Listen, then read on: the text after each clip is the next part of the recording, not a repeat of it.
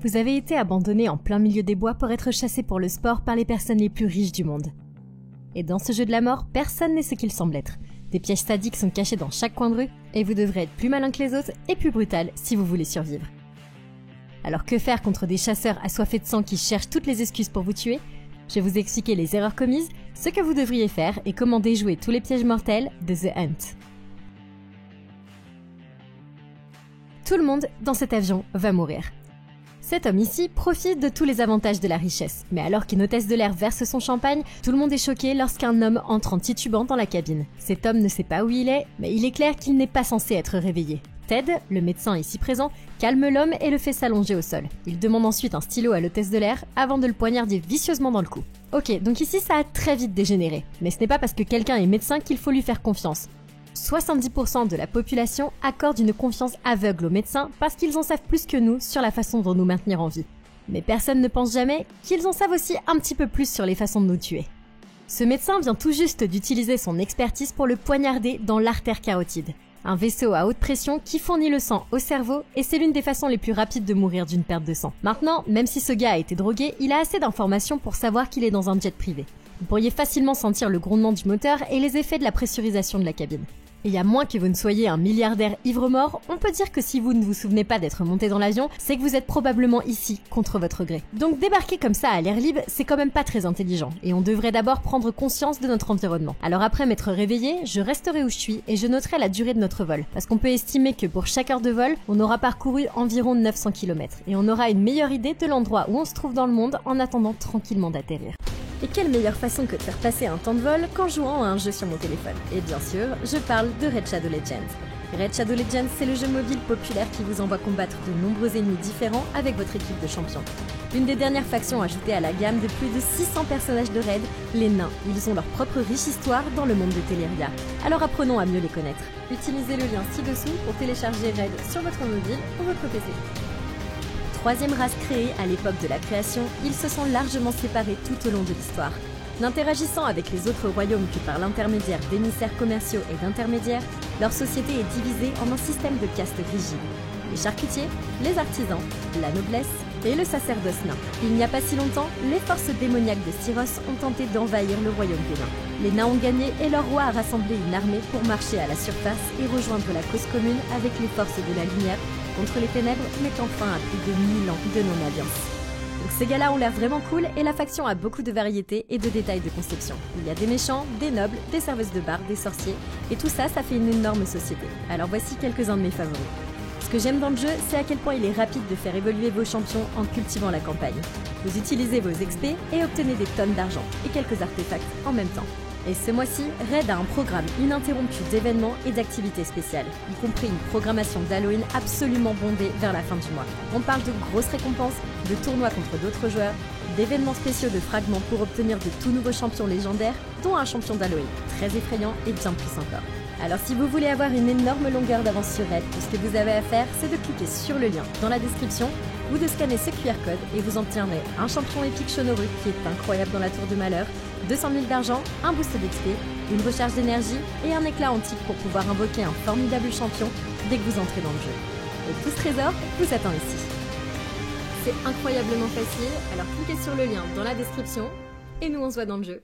Mais s'ils savaient déjà qu'on était réveillés, je chercherais un couteau de cuisine et j'essaierais de prendre un des passagers en otage. Ces gens ne sont absolument pas protégés, donc ils feraient n'importe quoi pour se sauver. Si j'arrive à tromper les pilotes pour qu'ils dépressurisent la cabine afin de neutraliser la menace, tout le monde sera inconscient à cause de l'hypoxie. Mais il y a un moyen de rester la seule personne consciente assez longtemps pour tuer tout le monde dans la cabine. Vous pouvez maintenir votre taux d'oxygène sanguin saturé même à haute altitude en utilisant des techniques de respiration spécialisées. En inspirant et en expirant rapidement, vous pouvez purger le dioxyde de carbone de vos poumons et améliorer votre capacité à retenir suffisamment d'oxygène pour éviter l'hypoxie à haute altitude. Comme le démontre ici David Blaine.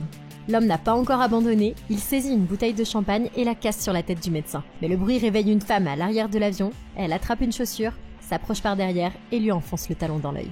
Cette femme ne le plaisante pas, le docteur traîne l'homme dans une pièce avec une autre victime droguée et elle n'a aucune idée que le jeu de sa vie est sur le point de commencer. La femme se réveille avec un bâillon sur le visage et n'a aucune idée de l'endroit où elle se trouve. Elle se lève et aperçoit au loin une autre femme qui a également un bâillon. Elle observe la femme qui arrache l'épingle de son badge et la frotte contre ses cheveux avant de la placer sur une feuille flottant dans l'eau. Sa boussole de fortune pointe vers le nord et elle s'éloigne, ignorant les appels à l'aide de cette femme.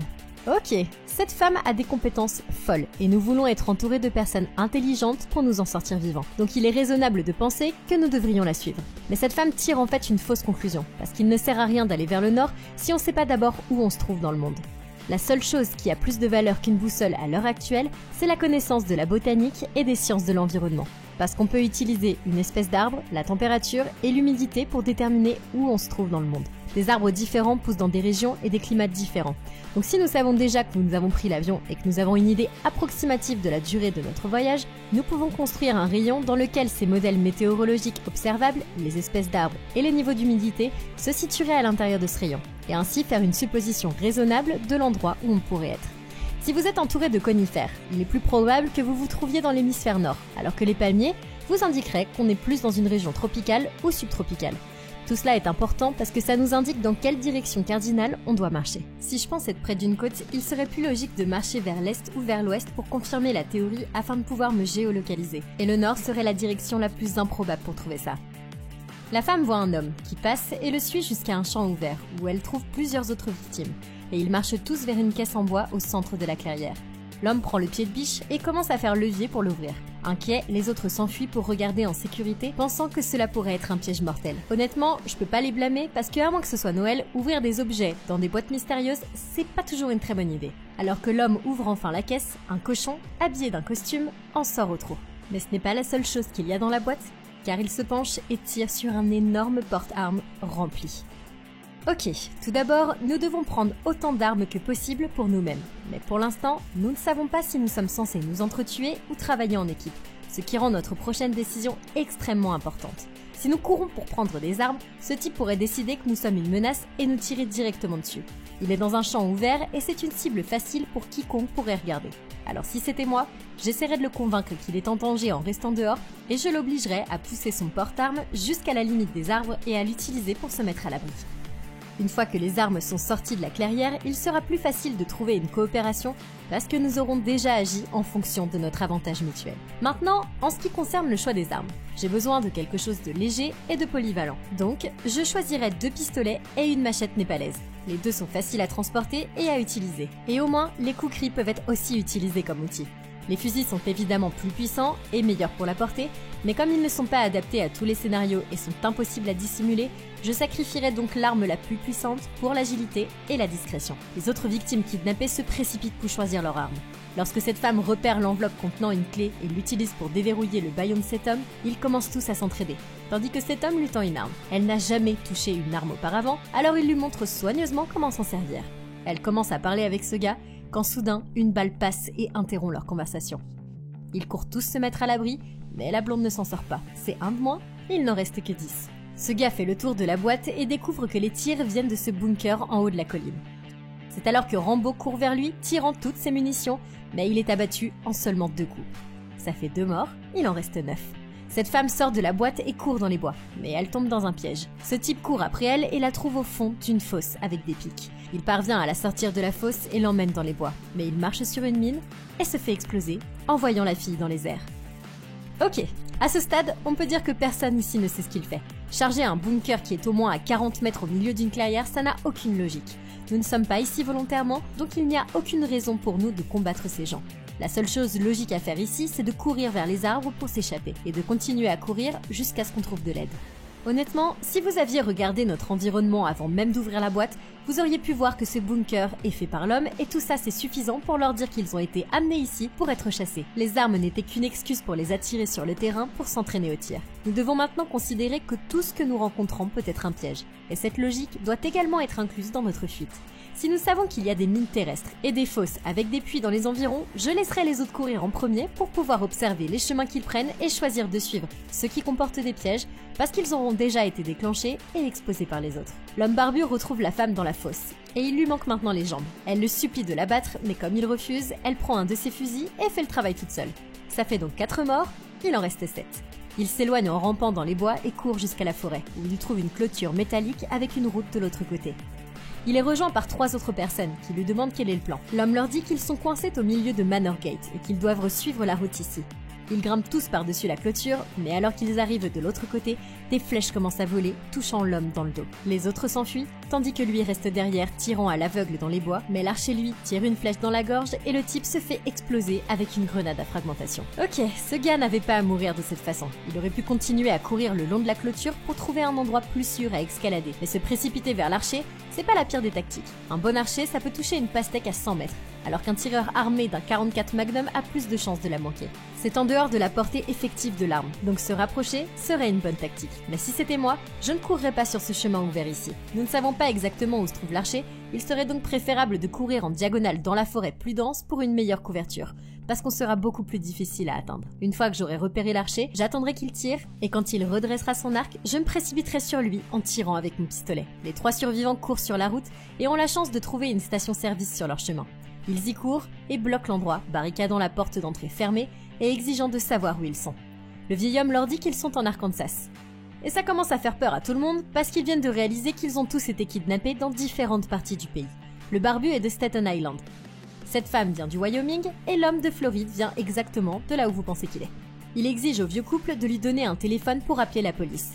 Et lorsque ça décroche, il leur dit qu'ils sont traqués, leur demandant de tracer l'appel avant de raccrocher. Le couple est nerveux à cause de l'arme qu'ils ont en face d'eux, et il leur assure qu'ils peuvent s'en occuper parce qu'ils ont 7 armes à la maison. Ils demandent alors pourquoi, et on leur répond que c'est leur droit constitutionnel de les posséder. Et cette femme ne veut pas laisser tomber. Elle continue à argumenter en disant que ceux qui les chassent ne font qu'exercer leurs droits constitutionnels eux aussi, et qu'ils ne devraient pas être en colère contre eux. Ok, la chose la plus importante à savoir sur vos droits constitutionnels, c'est que vous ne devriez pas perdre de temps à en parler lorsque vous courez pour sauver votre vie. Ce type est entraîné dans un débat et ça l'empêche de se rendre compte que cette vieille femme est beaucoup trop calme pour quelqu'un qui a une arme pointée sur elle. Je commence à penser que trouver cette station-service, c'est beaucoup trop suspect. S'ils s'étaient d'abord arrêtés pour rassembler des informations, ils auraient remarqué que le panneau à l'extérieur dit « Cherchez et vous trouverez ». Ce qui est très aimable, mais plus important encore, il y a un camion garé juste devant. Alors je prendrai leurs clés de voiture et je les kidnapperai. Je les forcerai à démarrer la voiture sous la menace d'une arme et je nous conduirai loin hors d'ici. Maintenant, la voiture est si bien placée qu'on devrait supposer qu'il pourrait s'agir d'un piège, comme tout le reste, donc s'ils étaient prêts à monter dans la voiture et à la démarrer, on pourrait croire que c'est enfin sûr. Ayant faim, cette femme commence à manger un beignet, mais soudain, elle commence à s'étouffer et tombe au sol. Elle a été empoisonnée et le couple profite de la distraction pour mettre des masques à gaz, tandis que la femme lance une grenade qui inonde le magasin de gaz toxique. Le mari fait exploser le barbu, mais l'homme de Floride n'est pas encore mort. Le mari vient lui dire que le changement climatique est réel avant de l'assommer. Ça fait de lui la 8e personne à mourir et il reste maintenant 3 survivants. La femme reçoit un message radio des autres chasseurs, lui annonçant qu'une nouvelle victime désarmée se dirige vers eux, et que celle-ci devrait être amusante. Assez rapidement, cette femme, Crystal, entre dans le magasin et demande un paquet de cigarettes, les payant 9,93 $. Mais la femme demande alors dans quel état elle se trouve, et quand on lui dit qu'elle est en Arkansas, elle sait que ce vieux couple, ça sent mauvais. Elle écrase la femme contre le comptoir et tire sur le mari avec son propre fusil de chasse avant d'achever la femme. Ok, normalement, je dirais que fumer tue, mais en ce moment, ça sauve vraiment des vies. Les cigarettes, ça peut coûter entre 5,25 $ et 12,85 $ selon l'état dans lequel vous vous trouvez, ce qui fait une grande différence pour le portefeuille d'un fumeur. Alors l'expertise de cette femme en matière de taxes de vente fédérale, étatique et locale sur le tabac lui a dit tout ce qu'elle avait besoin de savoir pour justifier le meurtre de ce couple. Mais comme je suis pas fumeuse, je devrais utiliser une autre méthode pour savoir si ce couple me raconte des conneries ou pas. Et pour moi, ce serait leur accent et leur vocabulaire familier. Au lieu de demander s'ils fument, je leur demanderais quelles boissons ils ont consommées. Parce que je sais que de nombreux habitants de l'Arkansas appellent toutes les boissons non alcoolisées Coca, pour les classer au sens large au lieu de dire soda. Donc s'ils les appellent des sodas, il est beaucoup moins probable qu'ils viennent de l'Arkansas, et j'irai directement chercher l'arme derrière le comptoir. La différence la plus importante cependant est que je ne les tuerai pas. Si j'arrive à prendre leur arme, j'essaierai d'attirer les autres chasseurs en leur faisant demander de l'aide pour déplacer les cadavres. Les chasseurs arriveront très probablement en voiture, ce qui me permettra non seulement d'en tuer davantage, mais aussi de disposer d'un véhicule de fuite sûr. En prenant des munitions pour sa nouvelle arme, Crystal quitte le magasin et repère un pick-up garé à l'extérieur. En enlevant la fausse plaque d'immatriculation de l'Arkansas, elle trouve une plaque européenne en dessous, révélant qu'ils ne sont même plus en Amérique. Elle s'apprête à monter dans la voiture lorsqu'elle aperçoit un fil piège accroché à la portière et découvre qu'il a été relié à un bloc d'explosifs C4, prêt à exploser si elle tente de s'installer sur le siège conducteur. Crystal décide de rester à l'affût et d'écouter les conversations des chasseurs par le biais du talkie-walkie qu'elle a volé. Ils n'ont pas eu de nouvelles du vieux couple et ils veulent vérifier s'ils vont bien. Mais la femme est prise par surprise lorsqu'un drone survole la station-service à la recherche du vieux couple. Quand soudain, le drone a été abattu et les chasseurs éteignent la radio. Un homme sort de sa cachette et met le drone en pièces. Il se dirige vers la voiture quand Crystal l'arrête. Elle révèle que la voiture est piégée et remplie d'explosifs. Et lui reproche d'avoir tiré sur le drone. Les chasseurs ne peuvent pas les voir, mais maintenant, ils savent exactement où ils sont et ils doivent partir avant d'être attrapés. Ok, alors faire équipe avec quelqu'un est un pari à haut risque et à haute récompense. Maintenant, des compétences ou des connaissances supplémentaires, ça pourrait nous aider à survivre, mais jusqu'à présent, ce type a beaucoup plus de contre que de pour. Il a déjà pris 2 mauvaises décisions avec le drone et la voiture. Et on pourrait également dire qu'il n'est pas vraiment en forme, ce qui va nous ralentir et épuiser les ressources alimentaires qu'on pourrait partager. Il est également plus susceptible de se déshydrater plus rapidement parce que la graisse ça piège la chaleur et augmente la température centrale du corps, ce qui le fera transpirer plus abondamment. Lors d'une longue promenade, il va nous demander de partager notre eau et je lui donnerai pas une seule goutte. À sa place, je lui demanderai d'attendre les chasseurs dans les buissons et de les prendre en embuscade ensemble depuis différentes directions. Et quand les chasseurs se montreront, il devra les combattre lui-même, ce qui me laissera plus de temps pour m'échapper. Ensemble, ils suivent ces voies ferrées et l'homme partage sa théorie selon laquelle ils ont été enlevés dans le cadre de la conspiration de Manorgate, où un groupe d'élites riches chasse les pauvres dans un jeu de la mort annuel. Mais la femme ne l'écoute pas. Elle touche le rail pour sentir le grondement d'un train qui approche. Elle se met à courir lorsque le train se rapproche et saute à bord avant de tirer l'homme en toute sécurité. Dans le wagon, ils entendent un bruit et vont enquêter, trouvant un groupe de réfugiés qui se cachent. Gary pense qu'ils sont des acteurs de la chasse et se font passer pour des immigrants. Et il est sur le point de les abattre lorsque le train s'arrête brusquement. Il se cache derrière les caisses en voyant ces soldats européens s'approcher avec des chiens renifleurs et ordonne à tous les passagers de descendre du train. Sachant qu'ils n'ont pas le choix, ils laissent leurs armes à bord et descendent. Gary s'avance pour expliquer qu'il est américain et qu'ils ont été amenés ici pour être traqués par de riches élites. Mais personne ne le croit. Ils ne peuvent pas s'enfuir et ils ne savent pas quoi faire. Mais c'est alors que ce réfugié avoue à Gary qu'il est en fait l'un de ceux qui les chassent, et que ces soldats ne font pas partie du plan, donc il doit se calmer. Promettant de leur donner une longueur d'avance, il tente de conclure un accord pour les faire taire, mais Gary est absolument furieux. Il plaque l'homme au sol et enfonce une grenade dans son pantalon, s'enfuyant alors que le chasseur explose. Ok, on a tué un autre chasseur, et ça semble être une bonne chose, mais c'était une énorme erreur. Tout d'abord, ce gars n'est pas seulement un chasseur, c'est un chasseur désespéré. Ce jeu a échappé à son contrôle et la police militaire est maintenant appliquée. Il a besoin de quelque chose de notre part pour ne pas avoir d'ennui. Et cela ne fait pas seulement de lui la personne la plus précieuse au monde, mais ça nous donne aussi un pouvoir sur lui. J'essaierai d'exploiter son désespoir pour en savoir un peu plus sur l'identité des autres chasseurs et l'endroit où ils se cachent. Je l'utiliserai ensuite comme preuve de la théorie de la conspiration quand le moment sera venu. Mais, tout comme le drone plus tôt, ce type veut juste s'en sortir par la force. Cette fois, ça va être un gros problème. Si ces soldats sont réels, ils ne vont certainement pas nous aider maintenant. Ils suivront les règles d'engagement et on sera soit tué, soit enfermé dans une cellule et ces 2 scénarios sont encore pires que d'être chassés. Crystal ici est emmenée avec les autres réfugiés dans un camp et rencontre un administrateur qui lui révèle qu'ils sont en Croatie. Elle lui demande d'appeler l'ambassade américaine et l'homme devine qu'elle a été chassée, tout comme Don, ici présent, qui leur a raconté exactement la même histoire. Plus tard dans la journée, l'envoyé américain arrive au camp et accepte de les conduire à l'ambassade américaine. Sur le chemin, l'homme commence à parler avec eux pour savoir ce qu'il s'est passé et semble sympathique, mais quand il demande s'ils connaissent la raison pour laquelle ils ont été choisis pour être kidnappés et chassés, Crystal comprend que quelque chose ne va pas. Elle lui donne un coup de pied à la tête et le jette hors de la voiture. Prenant le contrôle du volant, elle fait reculer la voiture sur la tête de l'homme avant de sortir et de prendre son arme. Don n'arrive pas à croire ce qu'elle vient de faire, mais lorsqu'il vérifie le coffre, ses soupçons sont confirmés. À l'intérieur, elle trouve Gary avec un couteau planté dans le corps. Ça fait 9 morts, et ils sont les derniers survivants. Ok, c'est compréhensible d'être soulagé quand ce gars vient vous sauver. Mais ça nous fait baisser la garde parce qu'on se croit en sécurité, et c'est exactement à ce moment-là qu'on est le plus facile à capturer ou à tuer. Heureusement, on peut prendre le dessus assez facilement avec un petit peu de coopération. Don est dans une position idéale pour attraper ce type par derrière et l'homme ne pourra pas se défendre. Ensuite, je prendrai le volant et je forcerai la voiture à se mettre sur le côté de la route, je le mettrai dans le coffre et je commencerai à conduire moi-même. Je n'irai certainement pas à l'ambassade des États-Unis parce que ces personnes sont extrêmement riches et ont réussi à faire passer clandestinement 12 personnes à travers des frontières internationales. Habituellement, quelque chose d'aussi extrême vient avec l'aide d'amis très haut placés. Et comme je l'ai dit, je ne fais confiance à personne. Maintenant, je dois dire qu'il y avait beaucoup d'informations précieuses dans la tête de ce type. Mais maintenant, elles sont toutes éparpillées sur la route. Aussi intelligente que soit cette femme, elle ne s'est pas arrêtée pour demander de quelle route elle devait se tenir éloignée. La femme trouve une carte qui révèle où l'homme allait les emmener. et Dawn insiste pour qu'il s'échappe avec la voiture, mais Crystal refuse. Elle lui raconte l'histoire d'un lapin et d'une tortue qui se termine par le meurtre de la famille de la tortue par le lapin. Crystal en a assez d'être la tortue et elle veut se venger.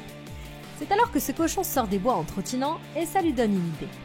Cette nuit-là, les chasseurs attendent dans leur bunker et passent le temps. Cet homme riche part pisser, mais quand il voit Dawn tenir un cochon, il est distrait et Crystal lui tranche la gorge. Puis, il laisse tomber le cochon dans le bunker et les chasseurs lui tirent dessus. Pris dans le chaos, ils ne réalisent pas que leur gibier a trouvé le chemin de l'intérieur. Et elle les abat un par un. C'est alors que la radio s'allume et une femme demande à Dawn s'il a déjà tué Crystal. Pensant qu'il est en fait l'un des chasseurs, elle le tient en joue et le force à répondre à la radio. Dawn nie l'accusation, mais il lève son arme et elle le tue. Ok, ce cochon est un putain de héros parce qu'il a risqué sa vie pour sauver Crystal et grâce à ce petit cochon, on peut rentrer à la maison. Mais maintenant, nous avons une décision très importante à prendre, car nous sommes la dernière personne vivante qui peut confirmer cette conspiration. Donc si j'étais le cerveau maléfique derrière tout ça, je ne laisserais pas cette personne s'échapper. Donc même si nous pouvions nous échapper, nous aurions à regarder par-dessus notre épaule pour le reste de notre vie. Ces gens ont évidemment des ressources illimitées, eux seront bien meilleurs que nous pour nous trouver que nous pour nous cacher. Le plan le plus logique, ce serait d'essayer de trouver et de tuer le dernier des chasseurs pour en finir. Maintenant, ça semble risqué. Mais d'après ce que nous avons vu des chasseurs dans cette pièce, nous avons de bonnes chances de survie. Premièrement, ils ont tiré avant même de savoir quelle était une menace, gaspillant des munitions dans une petite pièce qui aurait pu facilement tuer quelqu'un dans un tir croisé amical. Cela me dit qu'ils sont effrayés et qu'ils chercheront toujours à tuer le plus facilement. Deuxièmement, le fait d'utiliser un arc de chasse dans un endroit aussi serré que celui-ci, au lieu d'une arme à feu, ça vous rend vulnérable à un désarmement, parce que ce n'est pas une arme efficace en combat rapproché et elle prend trop de temps à recharger. Troisièmement, ils auraient pu organiser un plan ou supprimer la menace en travaillant ensemble comme une unité militaire, mais personne ne s'est levé pour les diriger. Cela me dit qu'ils ne sont pas préparés au pire des scénarios, et tout cela me donne une raison de penser que tous les autres chasseurs que je rencontrerai opéreront de la même manière, et que les chasser est la meilleure option que nous avons ici si nous voulons vivre le reste de nos vies en paix. Ce sergent est toujours en vie, et Crystal lui fait dire le chemin du manoir pour qu'elle puisse finir le travail. Il l'a prévenu que leur chef a été formé, mais Crystal est une vétérante et elle est plus prête que jamais à abattre le dernier chasseur. Elle arrive dans ce manoir et on lui dit de mettre son arme dans la boîte aux lettres, sauf si elle veut se faire exploser. Obéissant à la demande de la femme, Crystal se prépare à se battre pour sa liberté et entre dans la maison. Ok, ça peut sembler être une cause perdue, mais c'est en fait une très bonne nouvelle. Il s'agit d'un immense manoir avec une porte massive et des caméras de surveillance. Mais au lieu d'être entourée par une équipe de sécurité nous obligeant à poser l'arme, elle nous demande de la mettre dans la boîte aux lettres. Nous pourrons raisonnablement en déduire qu'elle ne ferait pas ça si elle avait d'autres moyens de sécurité pour la protéger au-delà de cette porte. Et ça nous donne quand même une petite chance, mais ça ne veut pas dire que ce sera un combat loyal. Donc nous devons trouver un moyen d'apporter une arme à l'intérieur sans que la femme le découvre. Maintenant, si c'était moi, je n'aurais pas quitté le bunker sans prendre plus d'armes et de munitions pour affronter cette femme. Au moins, nous avons une arme de secours pour une situation comme celle-ci. S'il n'avait pas de grenade, j'essaierais de trouver des munitions supplémentaires, d'extraire la poudre et de l'envelopper dans un tissu. On a toujours les allumettes qu'on nous a données à la station-service et on peut les utiliser pour allumer une bombe à fragmentation bricolée. Maintenant, ce serait une expérience totale parce que évidemment je n'en ai jamais fait auparavant, mais on n'est pas chassé en ce moment, donc on devrait utiliser le plus de temps possible pour nous donner la meilleure chance de réussir. Elle entre dans la maison où elle est accueillie par une femme qui l'attend dans la cuisine. La femme lui dit que c'est elle qui a provoqué tout cela et lui explique qu'il y a un an, Athena était PDG de sa société, mais qu'elle a appris que des pirates informatiques avaient trouvé des messages dans son groupe de discussion privée faisant des blagues sur la chasse des pauvres, et que les pirates pensaient que tout ça était réel. Toutes les personnes impliquées dans la discussion de ce groupe ont été renvoyées, mais elles ont juré de se venger de tous ceux qui ont répandu cette conspiration de Manor Gate en rendant la conspiration encore plus réelle. Athena révèle ici qu'elle a fait des recherches approfondies sur le passé de Crystal et qu'elle sait qu'elle répandait de fausses conspirations sur le Manor Gate. Mais Crystal lui dit ensuite qu'ils ont kidnappé la mauvaise personne. Elle n'est pas la même Crystal que celle que ses chasseurs recherchent. Et puis franchement, elle en a assez de toutes ces conneries. Alors elle attaque Athena, mais réalise rapidement que cette femme sait exactement ce qu'elle fait. Elles sont à égalité, jusqu'à ce qu'Athena la poignarde avec un thermomètre et lui enfonce la lame d'un couteau de cuisine dans l'estomac. Crystal trouve un second souffle, elle réussit à se dégager et retourne la lame pour poignarder la femme. Alors qu'elles sont toutes les deux épuisées par le combat, Athena demande à la femme si les chasseurs ont vraiment pris la mauvaise personne. Constatant qu'elle s'est trompée, elle meurt finalement et Crystal sort victorieuse de la chasse. Et elle remporte le butin. Un super sandwich grillé, des premiers soins de la pire espèce et des vêtements gratuits avec une bouteille de champagne. En montant à bord du jet privé d'Athena, elle dit au pilote qu'elle a tué leur patron et demande à être ramenée chez elle. Alors qu'elle s'assoit pour un long voyage de retour, elle partage un peu de caviar avec l'hôtesse de l'air, boit son champagne et savoure le doux goût de la victoire. Alors, qu'est-ce que vous en avez pensé? Et comment vous auriez fait pour battre The Hunt? Et bien, comme d'habitude, vous me le dites dans les commentaires. Merci beaucoup d'avoir regardé la vidéo. Évidemment, je sais qu'elle est LA vidéo que vous attendez tous, alors soyez juste un petit peu patients.